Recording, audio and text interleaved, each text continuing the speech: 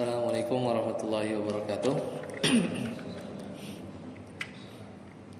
Alhamdulillah hamdan katsiran thayyiban mubarakan fih kama yuhibbu rabbuna wa yarda. Asyhadu la ilaha illallah wahdahu la syarikalah wa asyhadu anna Muhammadan abduhu wa rasuluh. Allahumma shalli ala Muhammad wa ala ali Muhammad. Alhamdulillahilladzi bi ni'matihi tatimmus shalihat. Alhamdulillah kita kembali bertemu di malam hari ini. Insyaallah kita melanjutkan kajian dari Kitabul Muyassar, ya, Fikih Muyassar. Sekarang kita masuk di pertemuan yang ke-29 di tanggal 20 Juli ya, atau sekitar 24 Muharram. Terakhir kita di bulan lalu sudah selesai di bab ke-12, yaitu tentang sumpah dan nazar. Kalau tidak salah di menyambung terakhir ya, ada pertanyaan karena kemarin di bulan lalu babnya itu adalah bab tentang sumpah dan nazar. Kemudian ada pertanyaan tentang bagaimana yang sedang ramai saat ini adalah mubahalah ya, mubahalah. Istilah mubahalah yaitu adalah sumpah yang berat ya. Kenapa? Karena dua-duanya itu saling melaknat, sama-sama siap, seolah-olah siap menerima kutukan gitu ya dari Allah Subhanahu wa taala. Sumpah model seperti ini itu dilakukan untuk ya mempertanyakan keyakinan masing-masing ya. Misalnya ada bersengketa ya, yang satu nggak mau ngalah, kemudian merasa dua-duanya sama-sama benar, maka mereka bersumpah. Maka biarlah Allah Subhanahu wa taala yang melaknat antara satu dari dua. Nah, apakah ini pernah dilakukan oleh Nabi SAW? Dan juga sebenarnya di Allah Ta'ala berfirman di surat Ali Imran ya, tentang mubahalah ini.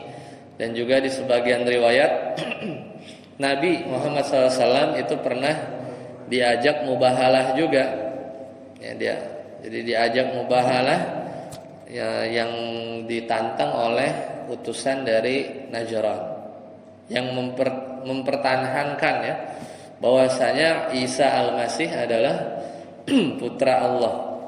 Ya, tapi mereka tidak mau ya, tidak mau.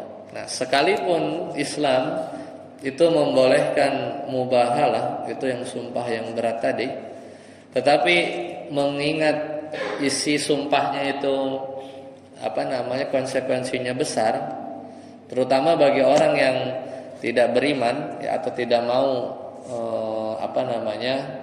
percaya atas azab Allah, maka sebenarnya para ulama itu memberi hukum bahwasanya dalam perselisihan itu tidak perlu sampai melakukan mubahalah ya, tidak perlu sampai melakukan mubahalah. Jadi sebenarnya model makruh lah ya, model makruh. Jadi mubahalah itu sebenarnya campuran antara, kan kemarin bab lalu kita bahas tentang sumpah dan nazar ya. Ada persamaannya tapi ada perbedaannya, karena sejatinya mubahalah itu juga ada unsur selain sumpah, yaitu apa? Doa saling laknat gitu kan. Doa kepada Allah dengan sungguh-sungguh yang dilakukan oleh kedua belah pihak yang berselisih, dengan tujuan sekiranya Allah Subhanahu wa taala akan menjatuhkan laknat kepada pihak yang bohong ya, yang bohong antara dua. Seperti itu kan konsepnya. Jadi supaya menepis, apalagi yang kelompok satu punya pengikut gitu kan, kelompok yang dua punya pengikut gitu ya, untuk menepis keraguan orang-orang yang berada di belakangnya. Dan ini dulu ditantang juga kan untuk menepis keraguan dari kalangan orang-orang yang tidak beriman kepada Nabi SAW.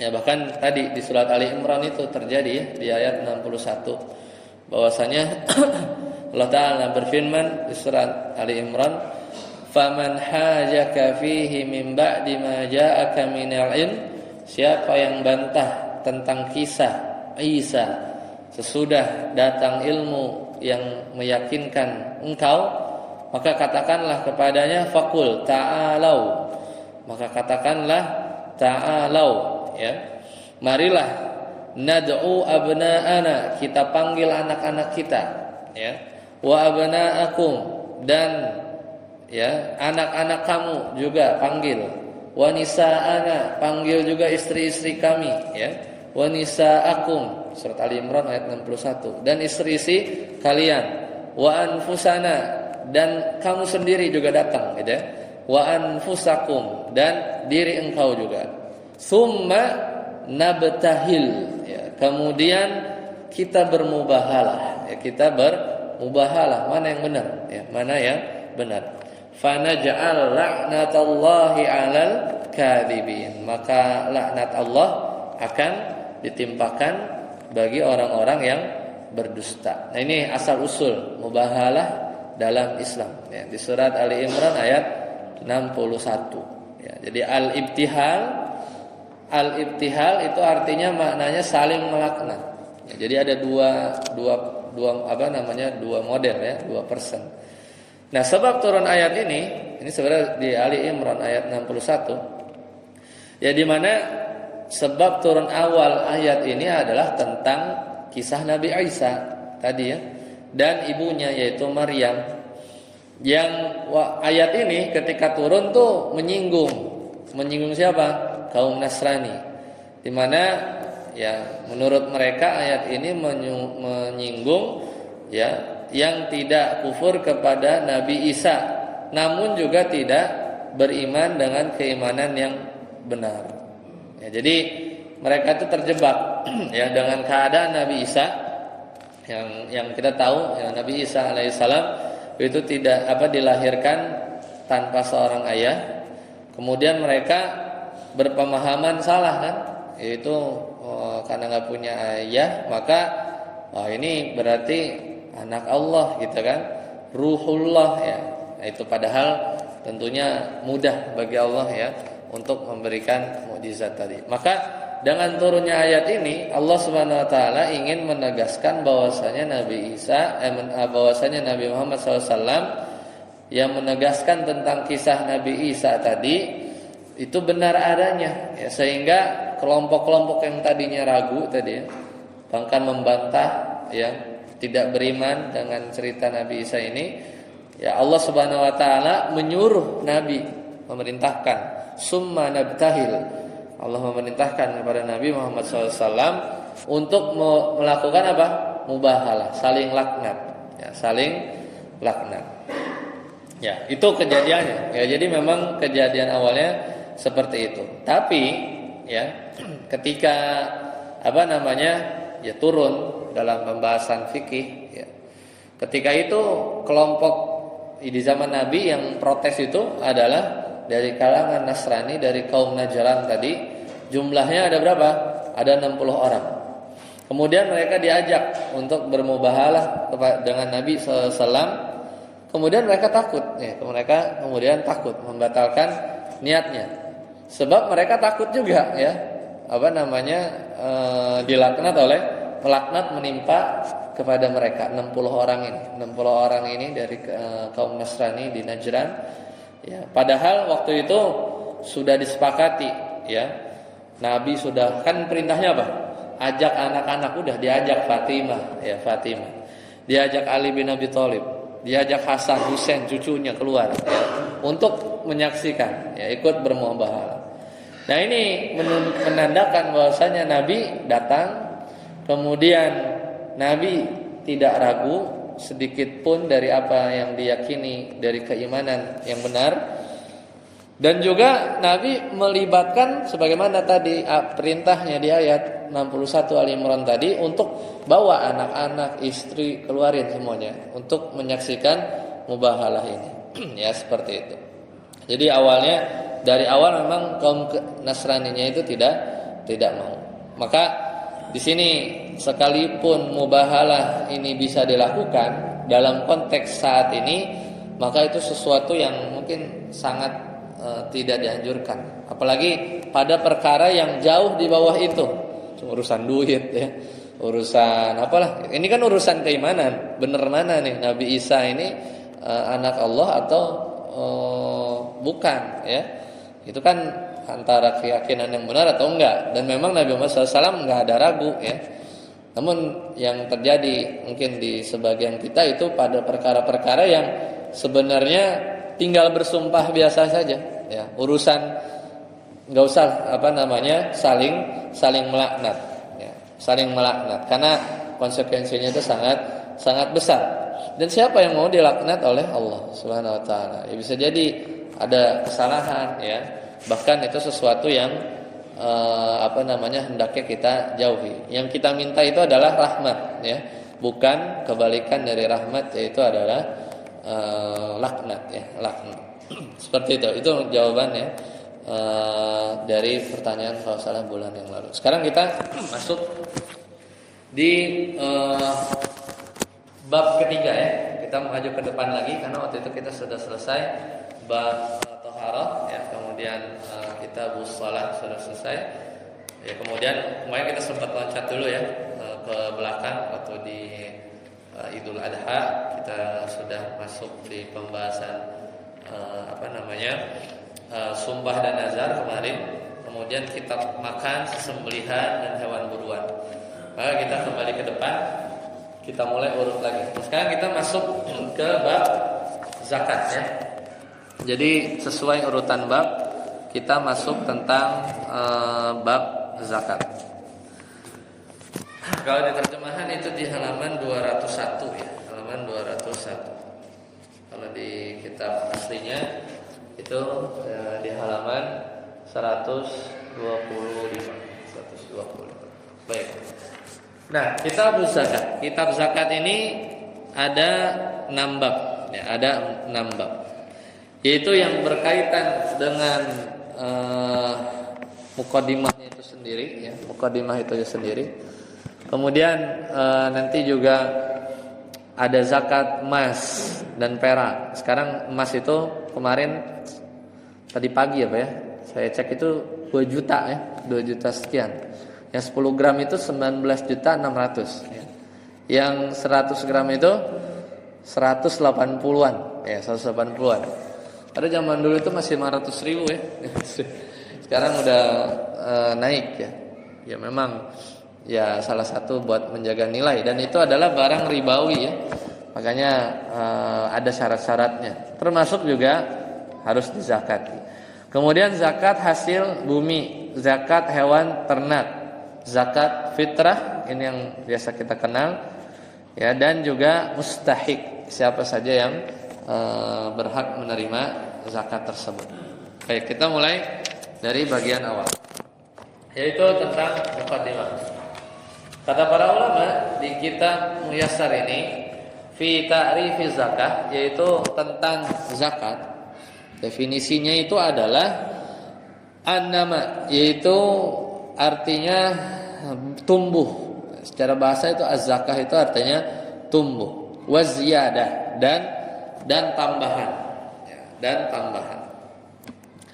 Maka di sini ya, ini secara bahasa zakat itu artinya ziyadah, artinya tambahan. Jadi kalau ada orang bilang zakah az-zar'u, ya berarti az-zar'u itu tumbuhan, zakah berarti artinya tumbuhan itu tumbuh, artinya berkembang. Itulah makna bahasa dari sisi lughah.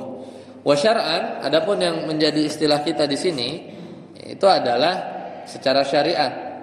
Secara syariat zakat itu adalah ibaratun an haqqin yajibu fil malil ladzi balagha nisaban ya muayyanan bi syurutin makhsusatin. Jadi zakat yang bakal kita bahas sampai 6 bab ke depan itu adalah satu ungkapan, yaitu yang merupakan hak yang wajib pada harta yang telah mencapai nisab. Ya, itu satu. Apa itu nisab? Nanti kita lihat. Dan juga spesifik, ya punya syarat-syarat yang khusus, ya, syarat-syarat yang khusus. Maka zakat itu itu terbagi yang biasa kita kenal ya. Itu zakat fitrah, ya zakat fitrah. Ini yang wajib kita keluarkan di bulan Ramadan, yaitu sebesar makanan pokok ya, makanan pokok 2,5 kilo atau 3,5 liter ya. Ya, itu versi Basnas ya, versi Basnas. Kemudian yang kedua adalah zakatul mal. Ini yang sebenarnya ya kata para ulama menjadi pilar yang kita kenal rukun Islam. Ya, syahadat, salat, puasa, zakat. Zakat itu adalah zakatul mal sebenarnya. Itulah zakat yang di zaman Abu Bakar As-Siddiq orang-orang yang murtad gak mau bayar zakat itu diperangi.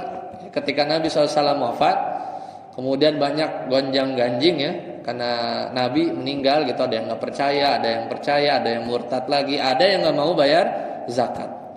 Dan istihad, dan ini yang benar yang dilakukan oleh Abu Bakar As-Siddiq, itu mereka diperangi.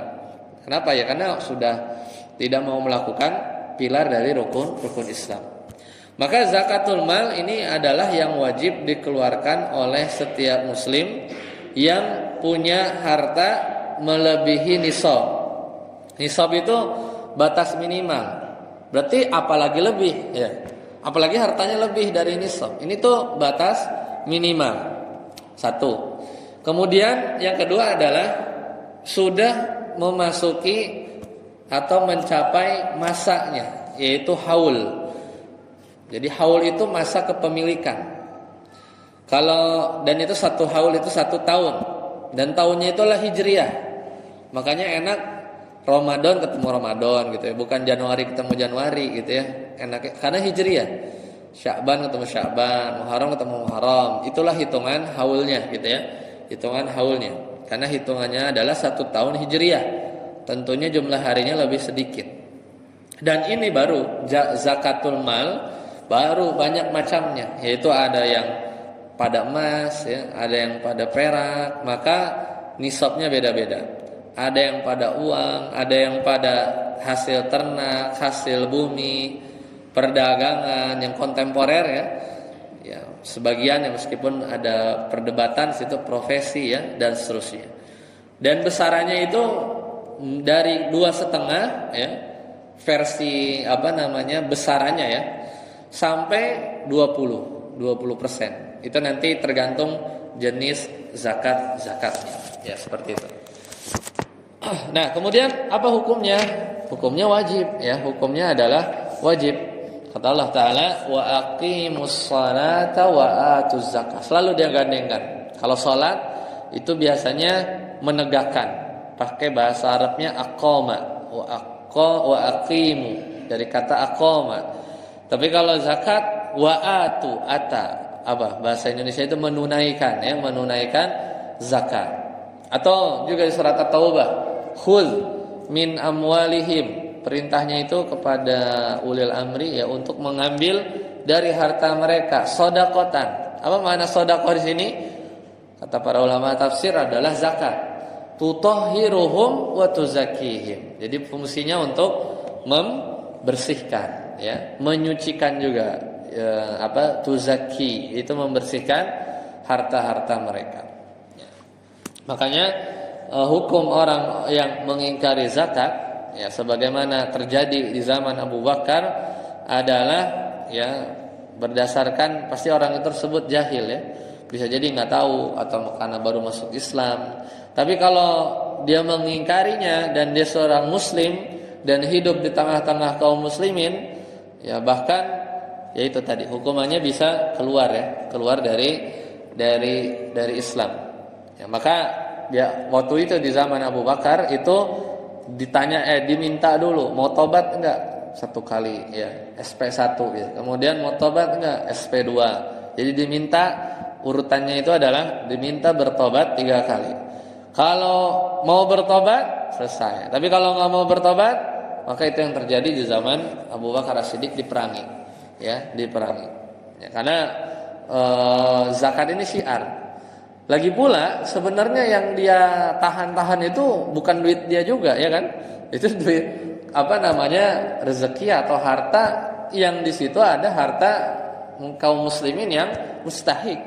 Dia sebenarnya dia mencuri gitu ya, kalau secara kasarnya gitu ya. Makanya secara apa namanya sistem ekonomi, apalagi yang makro yang besar ya, Abu Bakar As-Siddiq itu khalifah kan, itu persoalannya selain yang utama adalah memang syiar Islam, turunannya banyak. Nanti perekonomian, kemudian pemerataan, ya, kemudian kesenjangan antara rakyat yang dipimpinnya itu akan terganggu kalau ada yang nahan-nahan seperti itu. Makanya diperangi. Ya, jadi itu turunan. Tapi yang paling penting adalah masalah memang itu adalah bagian dari al-ma'lum minad darurah fid din. Itu sesuatu yang semua orang tahu bahwa zakat itu adalah wajib. Dan ketika itu adalah zakatul mal ya, bukan zakat fitrah ya, bukan zakat fitrah. Makanya istilah sedekah kalau disebut sedekah saja dalam Al-Qur'an itu kadang maknanya zakat. Dan az-zakah kalau disebut zakat saja maksudnya adalah zakatul mal. Adapun ketika di Ramadan barulah istilah itu bergeser, yaitu dengan istilah yang biasa kita kenal zakat fitr. Nah, itu hukumnya ya bagi yang mengingkari. Kemudian yang wajib dizakati ada 5 ya, ada 5 jenis. Yang pertama hewan-hewan ternak.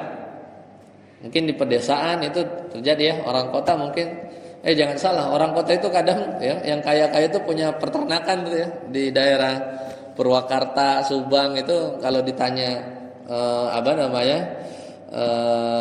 perusahaan atau ternakan siapa tuh yang punya, orang-orang kota juga ya.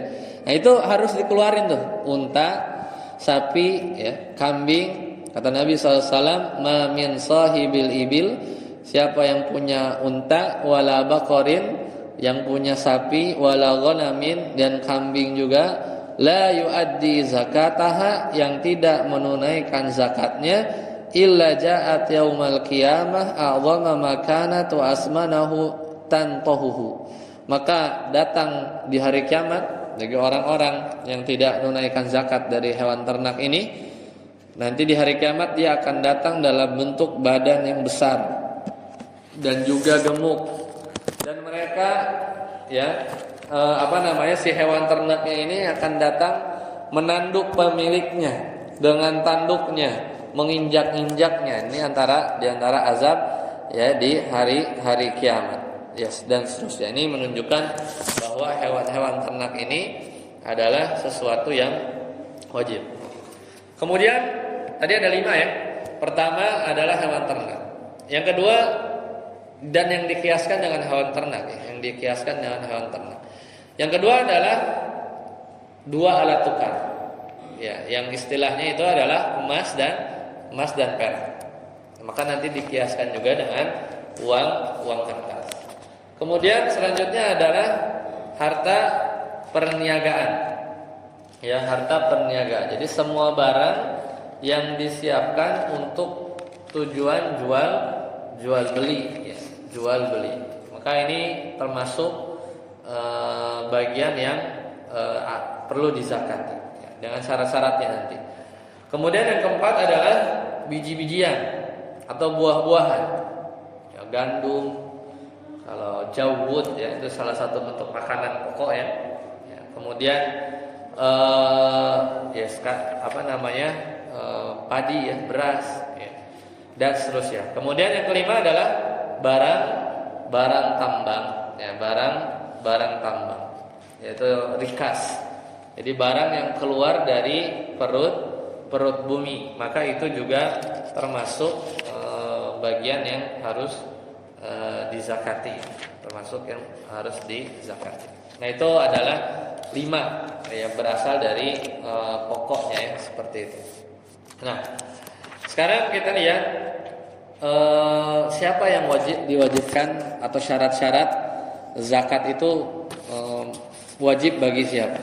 Maka di sini ada atas siapa zakat tersebut itu disyariatkan.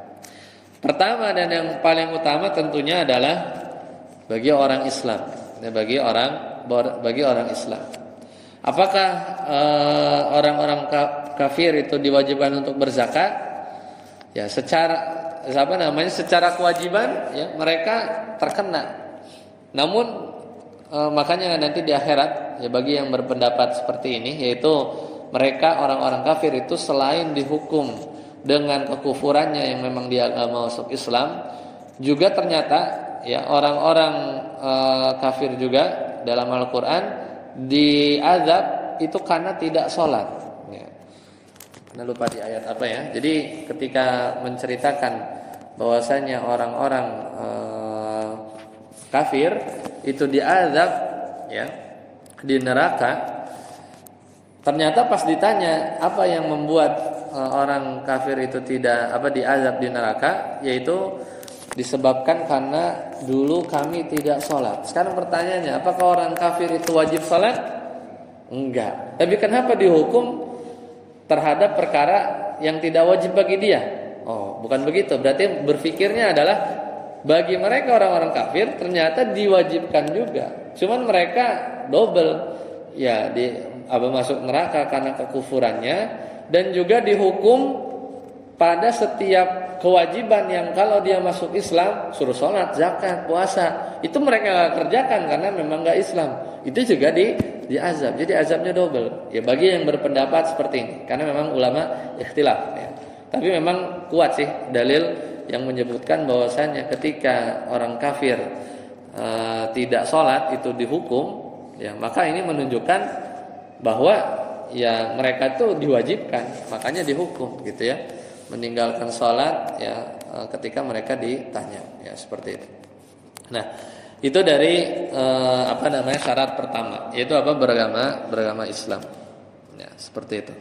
Kemudian yang kedua adalah tentunya orang tersebut merdeka, dan rata-rata setelah sekarang perang itu udah nggak ada ya, kecuali peperangan yang belakangan. Itu kan kalau kalah perang akan jadi budak ya. Makanya syarat yang berzakat itu harus merdeka. Kenapa? Karena kalau budak atau hamba sahaya dia mau berzakat dengan hartanya, masalahnya hartanya itu bukan punya dia. Hartanya itu punya siapa? Punya tuannya. Jadi nggak sah berzakat dengan harta yang tidak dia miliki. Maka zakat itu hanya wajib bagi orang yang merdeka. Kalau budak ya sampai dia merdeka ya, seperti itu. Kemudian syarat yang lain, yang ketiga adalah kepemilikan nisab yang sempurna. Nah ini tadi berkaitan dengan nisab. Nisab itu adalah kadar minimal. Jadi hartanya itu adalah harta yang berlebih ya, berlebih dari kebutuhan primer. Kemudian tergantung nanti kita mengukurnya seperti apa ya. Bisa dengan kadar emas ya, nanti kita jelaskan satu persatu. Dan yang selanjutnya adalah harus sampai 1 haul atas harta tersebut, baru wajib bagi seorang yang dibebani syariat. Kata Nabi SAW, la zakata fi malin hatta yahula alaihil haul. Nggak ada zakat pada harta yang dia belum melewati 12 bulan Hijriah ya, 12 bulan Hijriah ya, seperti itu ya. Jadi kemudian syarat selanjutnya adalah harus punya dia ya, harus memiliki kepemilikan penuh ya. Contoh misalnya ada harta yang dia nggak bisa mungkin tidak full atau tidak bisa mencairkan ya, atau tidak mencairkan, hampir semua bisa. Mungkin ya uangnya itu nggak bisa dalam jangkauan dia ya, maka ini sulit kan untuk mengeluarkannya. Jadi harus memiliki kepemilikan yang penuh dan sempurna ya, seperti tadi hamba sahaya itu dia memiliki harta tapi sejatinya dia hanya punya tuannya. Kemudian ya, bahkan kalau di syarat-syarat yang ditentukan Basnas itu syaratnya itu adalah tidak memiliki hutang. Wah ini kadang repot juga ya. Ada cicilan motor gitu kan misalnya. Ya itu tadi ya. Nanti itu udah mulai kontemporer ya.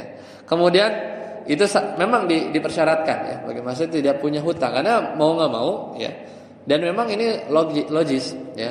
Ketika dia punya harta ya hutangnya dulu beresin sebenarnya. Dan itu yang paling utama. Apalagi hutang yang Bahkan kita nggak boleh ya, kita mampu bayar hutang tapi kita tunda-tunda. Makanya harta yang ada, jadi melewati nisab itu setelah melewati kebutuhan dasar, hutang selesai, kemudian kebutuhan-kebutuhan yang mungkin sifatnya sekunder sampai dia terkumpul tidak terpakai, mengendap sampai nisab, kemudian selama 1 tahun juga.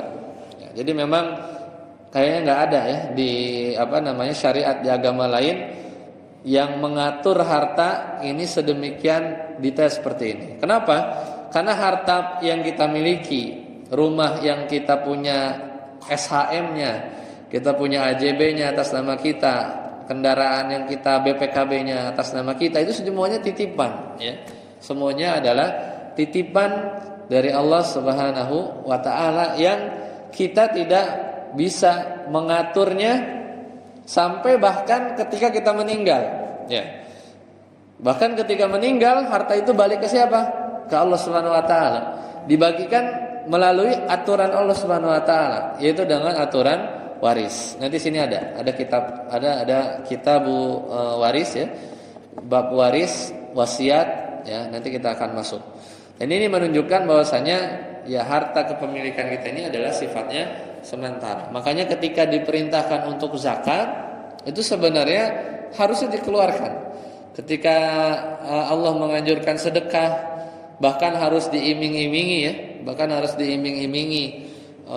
pelipat gandaan, bahkan sampai dikatakan ya man dzalladzi yuqridullaha qardan hasanan, sampai diibaratkan dengan siapa orang yang mau meminjamkan kepada Allah qardon hasanan, satu pinjaman yang baik, sampai diganti tuh sedekah itu diganti pinjaman.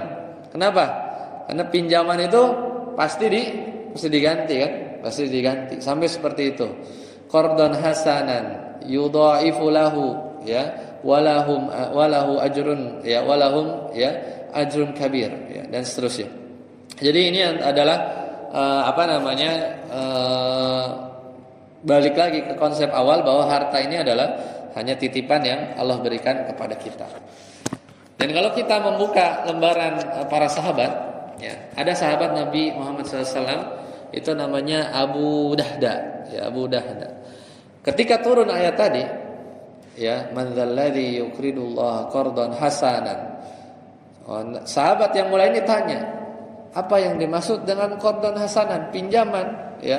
Maka ketika ayat itu turun, saat itu juga, ya Rasulullah, mana tanganmu? Kemudian Abu Dahda berkata, maka aku pinjamkan ya kepada Allah kebun yang aku miliki, di mana kebun tersebut memiliki 600 pohon kurma. Ya. Jadi karakter para sahabat itu kalau turun ayat tuh nggak banyak tanya, langsung sami'na wa ata'na, langsung dikasih. Kemudian dia pulang kan ke rumahnya, ke kebunnya. Kemudian panggil, ya Ummu Dahda, ya, manggil istrinya, wahai Ummu Dahda, keluar, ukhruj, ya, dari kebun ini, karena sesungguhnya kebun ini sudah disedekahkan kepada Nabi SAW. Kemudian anak-anaknya suruh keluar, kemudian istrinya tadi suruh keluar juga, ya, yang ada di kebun tersebut. Kemudian apa komentar istrinya ya kepada Abu Dahda tadi? Ya, inilah potret dari istri sahabat Nabi Muhammad, sahabat yang mulia. Bahwasanya kata Ummu Dahda tadi, sungguh engkau telah melakukan perniagaan yang sangat baik. Bagaimana nggak baik? Ngasih pinjem kepada zat yang maha kaya. Sebagaimana kita misalnya tahu bos kita atau senior manajer kita minjem duit 100.000, ya dikasih nggak? Dikasih, nggak dikasih juga nggak dibalikin juga nggak apa-apa, karena pasti tahu pasti bakal diganti. Adapun kita meminjamkan, bahasanya itu qardon hasanan, ya, itu pasti diganti ya oleh Allah Subhanahu Wa Taala, bahkan dilipat gandakan dengan kadar minimal 700. Di ayat yang lain di surat Al-Baqarah ayat 61, ganjaran bagi orang yang bersedekah itu seperti benih di mana satu benih itu menumbuhkan 7 benih. Wa fi kulli sumbulatin mi'atu habbah, dan dari satu benih yang 7 tadi keluar 100. Berarti menjadi berapa dari satu? Jadi 700. Wa yudhaifuhu liman yasha, dan dilipat gandakan lagi. Berarti 700 itu kadar minimal. Karena dalam ayat tersebut Allah bilang dilipat gandakan lagi, bisa 1000, enggak tahu, 5 yasha ya, bagi Allah yang bagi siapa saja yang Allah kehendaki. Dan itulah ya, dan sedekah itu tidak akan mengurangi harta. Zakat apalagi yang wajib ya, sedekah, maka lebih bagus mana? Zakat atau sedekah? Tentunya yang wajib. Karena kita harus mendahulukan yang wajib. Kalau sedekah ganjarannya sebegitu ya, sebegitu berlipat gandanya, apalagi zakat yang jauh lebih wajib. Sama kita memahami bahwasanya salat sebelum subuh atau disebut salat fajar, apa ganjarannya? Khairun ya, lebih baik daripada dunia wa ma fiha, itu segala isinya, ya kan? Salat 2 rakaat sebelum subuh atau salat fajar itu lebih baik ya, enggak sama dengan, dan lebih baik daripada dunia dan seisinya. Maka gimana salat subuhnya gitu? Maka bagaimana ganjaran salat subuhnya? Ini yang dinamakan qiyas aula. Jadi kita menganalogikan ke sesuatu yang lebih naik lagi satu tingkat. Kalau sholat sunnahnya aja pahalanya begitu, nggak mungkin lah sholat subuhnya lebih kecil dari itu, mungkin nggak? Nggak mungkin. Ya pasti pahalanya lebih besar daripada sholat sunnah qobliyah subuh. Sholat subuhnya lebih besar lagi. Ya sedekah tadi minimal 700. Ya sunnah, sedekah sunnah ya. Tapi dianjurkan juga dengan banyak sekali keutamaannya. Apalagi yang wajib ya, zakat mal. Lebih banyak lagi ya, nggak mungkin pahala itu, nggak mungkin yang sunnah itu lebih gede daripada yang wajib, itu nggak mungkin ya. Jadi itulah konsep berpikirnya seperti itu. Lanjut, kita masuk ke pembahasan zakat emas dan perak ya. Jadi kadar zakat yang wajib ya, fi zakati fiddah ya, emas ya. Jadi kadar zakat emas ya, zahab wal fiddah itu adalah yang wajib untuk menjadi wajib untuk zakat ketika seorang memiliki 1/4 dari 1/10. Berarti berapa? 25% ya. 1/4 dari 1/10. Harta kita bagi 10, kita punya 100 gram bagi 10, berarti berapa? 10 gram 1/4-nya. Jadi 1/4 dari 10, 1/10. Jadi berapa? 2,5%. Jadi kalau kita punya 20 dinar, maka wajib kita ini untuk emas ya. Ya, maka ada kewajiban sekitar setengah dinar. Ya, jadi seperti itu. Kalau kita punya 200 dirham, maka wajib zakatnya itu 5 dirham. Ya, 1/40 berarti kan? 1/4 dari 1/10, berarti 1/4 kali 1/10 1/40 gitu kan? Atau 2,5% kalau dalam persen. Nabi SAW bersabda, wa firriqah, pada perak, kulli mi'atai dirhamin rubu'u usyr, yaitu setiap 200 dirham itu wajib zakat 1/4 ya, 1/4 ya. Jadi itu kadar wajib zakat di zahabi wal fiddah. Nah syaratnya nisab. Nisabnya itu sampai berapa? 20 mithqal. Berapa 20 mithqal? Ya, kita lihat. Ini berdasarkan hadis Ali. Ya, kata Ali bin Abi Thalib, tidak ada kewajiban zakat sampai engkau punya 20 dinar. Memang 1 dinar itu kan 4, sekian lewat lah ya. Berarti kan hampir 80 gram. 4,25 kalau nggak salah. Makanya 20 dinar itu sama seperti 85 gram. Berarti kalau dirupiahkan itu tadi, makanya ini buka harga emas 2 juta itu. Ya, 22 juta satu gramnya. Berarti kita sekitar 170 juta rupiah ya. Kasaran. Jadi kalau kita menggunakan nisab emas. Adapun kalau nisab perak 200 dirham itu berdasarkan hadis Nabi sallallahu alaihi wasallam, "Walaisa fi ma duna khamsi awaqin shadaqah." Dari perak yang kurang dari 5 uqiyah, maka 1 uqiyah itu 40 dirham ya, 40 dirham. Maka dalam 40 dirham itu kita wajib menzakatkan ya, 1 uqiyah itu 40 dirham. Maka kata Nabi, nisab perak itu berapa? 200 dirham, karena 5 uqiyah, 1 uqiyah 40 dirham, 5 uqiyah berarti 40 dirham dikali 5 berarti 200 dirham. Ya. Kalau harga perak per hari ini berapa? Ada yang tahu? Satu gram ini masih sekitar 20-an ribu ya. Ya 20-an ribu yang perak murni ya. Harga perak sekarang. Ya, 20.047. Ya, 1,2 dolar. Ya, 1,2 dolar. Nah, ini dijadikan juga ya, nisab. Ya, dijadikan nisab untuk perak.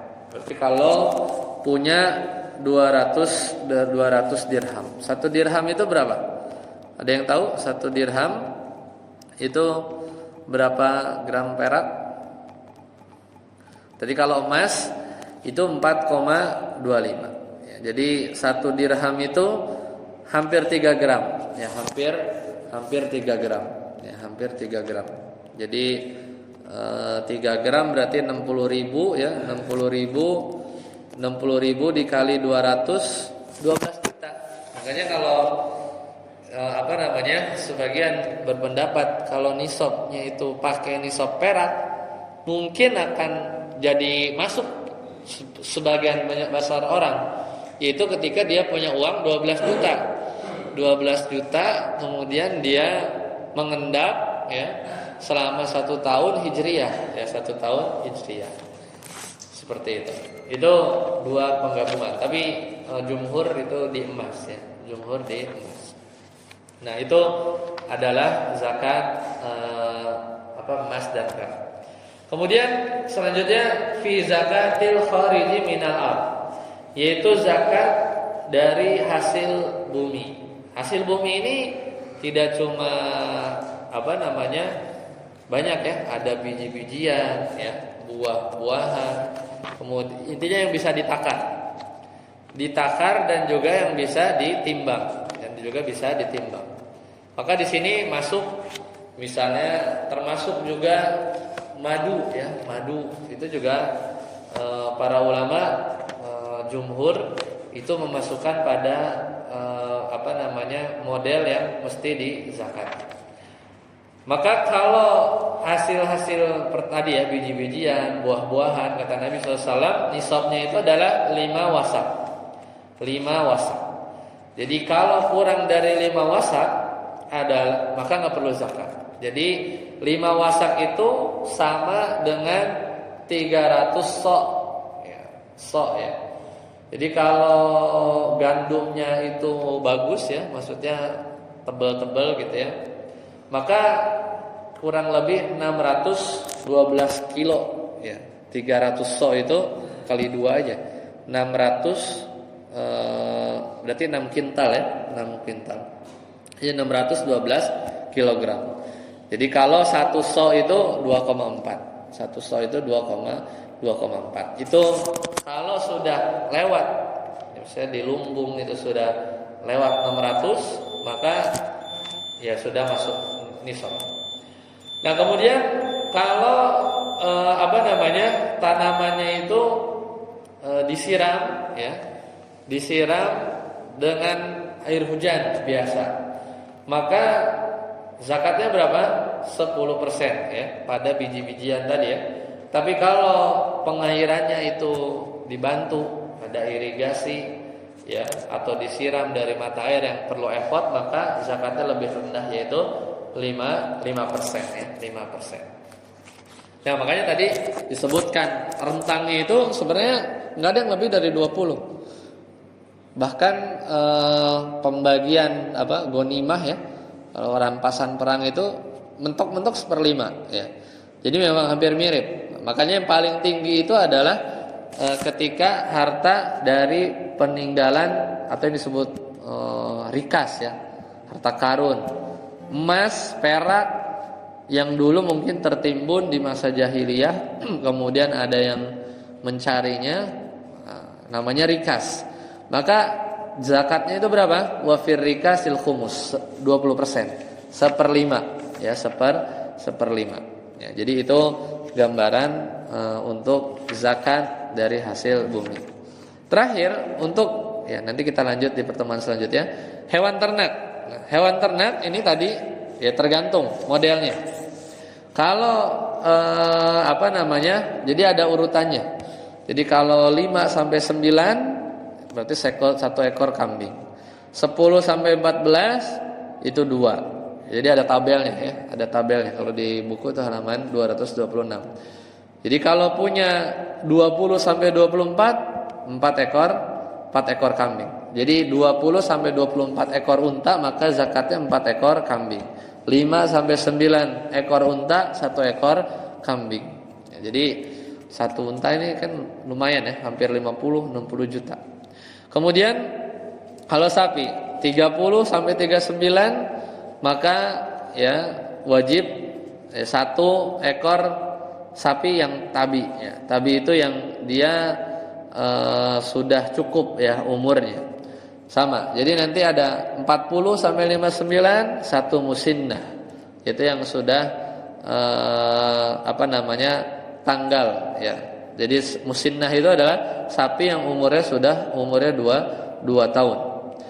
Jadi jadi sudah muncul gigi-giginya, namanya asnan ya, seperti itu. Jadi ini harus ya, kalau mau berternak jangan sampai kelewat ya.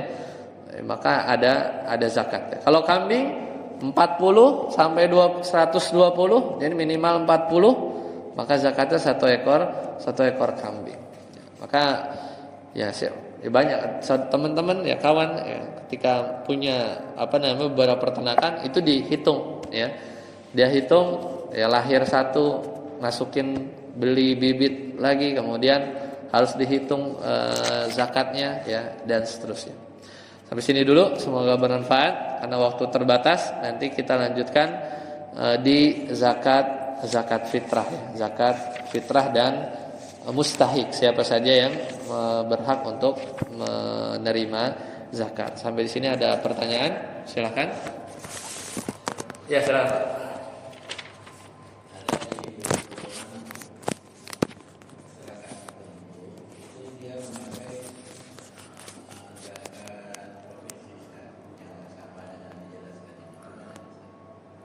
Ya, jadi zakat profesi ya memang menuai beberapa kritikan. Cuman memang masih dipakai ya oleh Basnas. Jadi alur berpikirnya itu adalah sama penghasilan atau profesi dikiaskan ke zakat mal ya, yang wajib dikeluarkan ya. Tapi memang yang menjadi sisi ijtihad dari sebagian yang berpendapat hal tersebut adalah waktu pengeluarannya.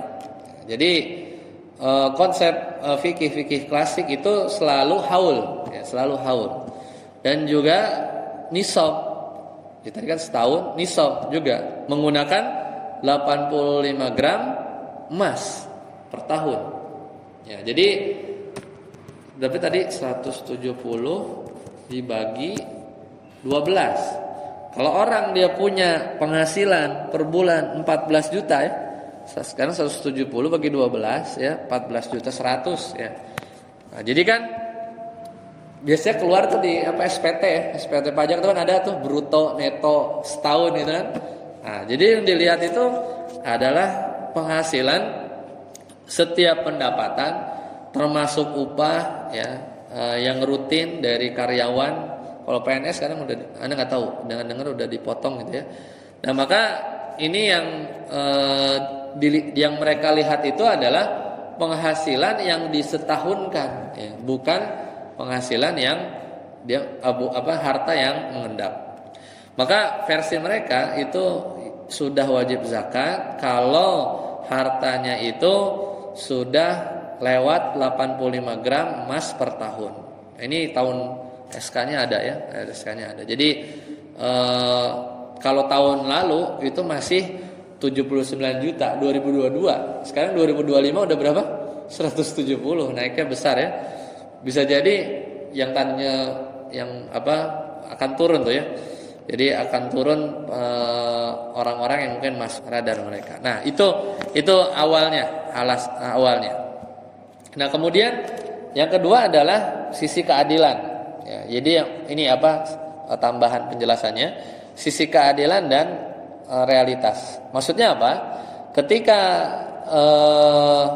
zakat profesi ini tidak dimunculkan atau pendekatan ini tidak dimunculkan, maka akan tidak keluar tuh. Maksudnya zakat yang mal yang mungkin masif gitu ya. Karena kan harus nunggu 1 tahun dulu dan juga mengendap 85 gram tersebut. Dan yang kedua adalah ketika profesi ini dimunculkan dalam waktu bulanan jadinya, bukan haul lagi. Maka dari mereka yang berpendapat zakat ini melihat bahwa akan lebih bermanfaat gitu ya dari sisi realitasnya, selama memang disalurkan dengan cara yang baik ya, maksudnya benar penyalurannya. Nah, kemudian ya banyak orang kadang yang bisa jadi ya ketika, dan jumlahnya sama 2,5 juga. Jadi 2,5 diganti dari penghasilan tersebut. Namun pada akhirnya yang berpendapat sebagian yang berpendapat itu salah satu alasannya, tapi yang paling kuat ya terkait ukuran ini adalah ya kembali ya alasannya itu adalah walaisa fi mali zakatun hatta yahula alaihil haul. Hadis ini sahih, diriwayatkan oleh Imam Tirmidzi. Ini yang tidak sependapat ya, karena konsep haul jadi nggak ada ya kalau di zakat profesi ya. Kemudian sedangkan harus memenuhi syaratnya. Jadi bagi yang sebagian besar berpendapat nggak ada, itu tetap berpegang pada konsep haul ini yang harus ada. Jika tidak, maka jatuhnya ya mengambil harta gitu ya. Pun misalnya sudah termasuk sistem, misalnya jadi PNS, nggak tahu masih nggak ya, itu dipotong gitu ya. Ya maka mungkin diniat ya udah sistem, udah solid, itu diniatkan sedekah ya.